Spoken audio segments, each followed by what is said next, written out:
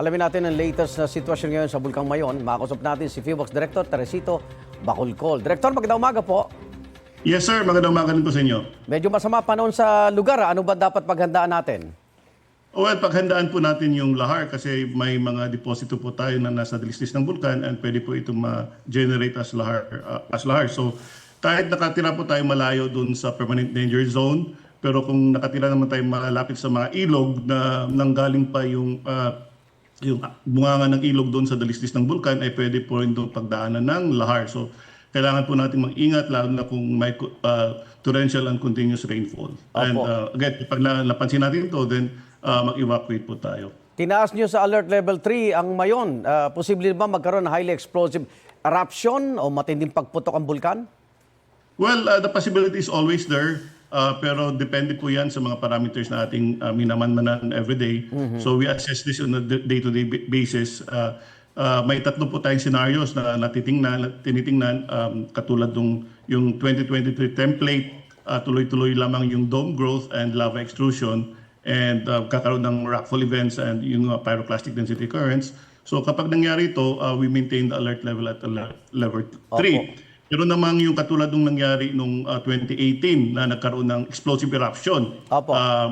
Nagkaroon ng lava fountaining at nagiging mas madalas yung pyroclastic density current events. So kung mangyari ito, we may raise the alert level to alert level 4. And meron ding pwede ring mangyari yung highly explosive eruption katulad nung nangyari nung 2020.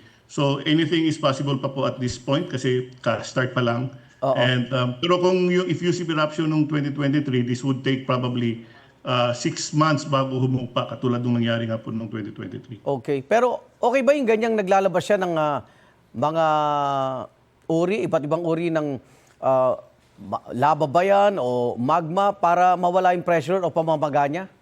Well, mas maganda kung katulad ng nangyari nung 2023, yung effusive eruption, slow release of lava doon sa edifice ng bulkan. Opo. Yun nga lang, yung downside po nito is it would take longer bago humupa. Kung explosive naman, katulad nung 2018, 2 months po yan. Pero yun nga, shorter but mas delikado yan kasi nga explosive, pwedeng mas mabilis yung mga pyroclastic density currents natin. Opo. And magkakaroon ng lava fountaining. Opo. So lahar pa lang binabantayan natin ngayon? Yeah, yung lahar at saka yung tinitingnan din natin, lahar kasi maulan, pero tinitingnan din natin yung pyroclastic density current. Kaya po nirecommend po natin mag-evacuate yung mga nakatira inside the permanent danger zone kasi kung mabilis po at kung maging mas malakas pa yung pyroclastic density current natin, baka po mag-breach doon sa permanent danger zone. Opo. Lipat tayo sa Bulkang Canlaon. Kamusta ho, Director? Kahapon, ang Canlaon Volcano, nagkaroon po tayo ng ash emission activity and umabot po ito ng 3 hours and 30 minutes from 5:55 a.m. to 9:25 a.m. And but it's still part of the recurring activity ng Canlaon Volcano. Every now and then nagkakaroon tayo ng ash emission activity. In fact, the second half of 2025 nagkaroon tayo ng more than 30 ash emission activity. So this is not surprising. Pasok pa rin naman to, consistent pa rin naman to sa alert level 2 status ng volcano. Okay. Maraming salamat po, PHIVOLCS Director Teresito Bacolcol. Ingat po kayo. Maraming salamat din po. Igan, mauna ka sa mga balita, mag-subscribe na sa GMA Integrated News sa YouTube para sa iba't ibang ulat sa ating bansa.